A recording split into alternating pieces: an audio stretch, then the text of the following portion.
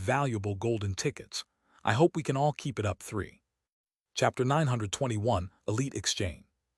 Bai Zemin turned his right hand, and under Angelo's, and the two members of his elite team's surprised eyes, made a small vial of slightly gray-colored liquid appear. Hey, Bai Zemin. Dylan rubbed his hands together as he looked at Bai Zemin's seemingly magical hand and asked under his breath, could it be that you have a spatial storage object? That's right. Bai Zemin nodded slightly without hiding the truth but without revealing too much. Man, you sure are lucky. Dylan shook his head and leaned back on the couch while looking at him jealously. We have been trying to find a space storage treasure, but all we have managed to obtain so far is a large leather bag that reduces the weight of whatever is stored inside by 99% and can hold a refrigerator as the items are greatly reduced in size. That bag is already an epic grade treasure for God's sake. The spatial storage ring was a legend grade treasure that was comparable to Lilith's, a sixth-order higher existence. Actually, the fact that Bai Zemin had acquired such a godly treasure was solely and exclusively due to the Destroyer of Destroyers mission he obtained from the Soul Record when he and Shangyuan Bingzhu counter-invaded Oblong World. It was only because Bai Zemin slaughtered approximately 1 billion Usras, among which there were 2 third-order soul evolvers, and even managed to wound the Emperor of the Usra race, while he was only a first-order soul evolver, that the Soul Record transformed all those achievements and records into the storage ring he was using. Otherwise, Bai Zemin would probably still be wearing leather bags like everyone else. In fact, in Eventide World, only King Philip Di Gales possessed a storage ring, but it was of epic grade, not legend. Of course, there could be more, but Bai Zemin didn't know everyone. So, Angelo.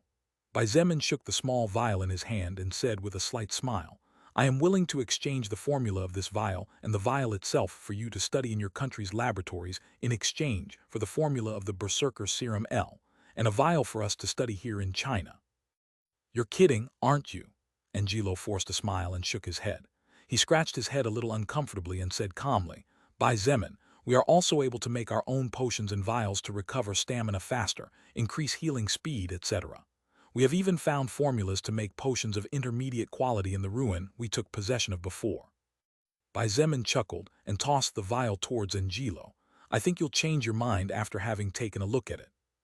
Angelo caught the vial calmly, and after looking curiously at Bai Zemin, wished to see the records of the object in his hands. Iron Skin Vial, Rank 2. Drinking this vial causes the skin to take on a dark gray color for 30 minutes. Rank 1 Forged weapons will have difficulty penetrating defenses. Medium caliber bullets will not be able to pierce defenses, and it hinders scratches from infected claws by 50%. Angelo's pupils trembled slightly as he looked at the small vial in his hand. Seeing their leader act like this, Eleonora couldn't help but focus in his mind. It was then that she understood what was going on, and if it wasn't for the fact that she was already used to it, her expression would have broken and revealed that she knew something without even touching the vial. Angelo passed the vial to Dylan and looked at Bai Zemin with a serious expression. After a moment of silence, he questioned in a deep voice. This iron skin vial is rank 2.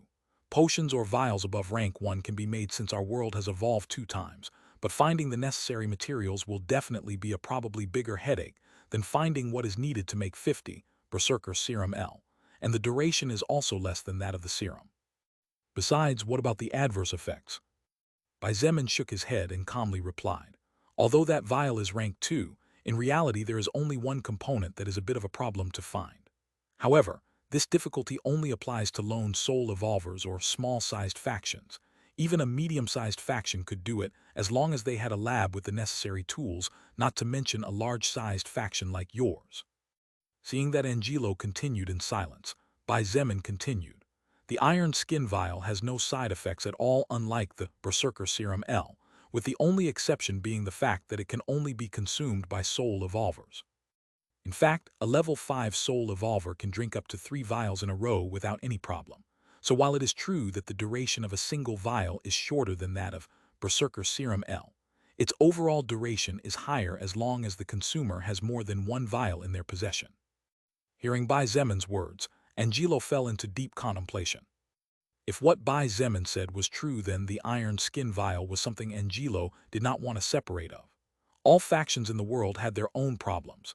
In the case of the United States of America, the biggest problem was the stupidly high number of zombies. After clearing Beijing almost completely of the most dangerous zombies, Bai Zemin's faction would have no problem taking over the other cities, districts, sub-districts, towns, and prefectures. However, things were different in the United States because while the overall population was lower, the reality was that their cities were more densely populated in comparison, making it much more problematic to recover each lost territory from the hands of the zombies. With the iron skin vial, the casualties of the American troops would drop by at least half, not to mention that it also served to protect against range 1 weapons and provided armor against medium-caliber bullets. The other races were not the only enemies of the humans. The humans were also enemies among themselves. After about a minute or two of deep consideration, Angelo nodded as he looked at Bai Zemin with a serious expression on his face. All right, I'm willing to exchange a shot of Berserker Serum L and its formula in exchange for the iron skin vial and its formula. All right, Bai Zemin nodded with no change in his expression. The iron skin vial he was trading with Angelo was rank 2, but Bai Zemin had a few vials of the same type that were at rank 3 in his storage ring, as well as the formula to make them. Although finding the materials would definitely be a challenge, he had no plans to share the rank 3 iron skin vial or its formula with any other faction.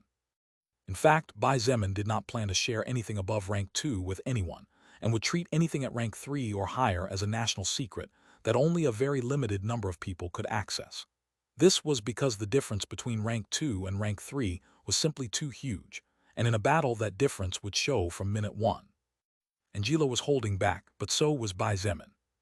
Neither wanted to give their trump cards to the other at the same level, but they had no problem sharing trump cards of a lower level than the ones they had. Bai Zemin and Angelo continued chatting for about 20 more minutes, a time during which Chen He, Dylan, and Eleonora listened attentively and seriously. After all, this was a meeting that could literally make a worldwide difference in the war between humans and other races.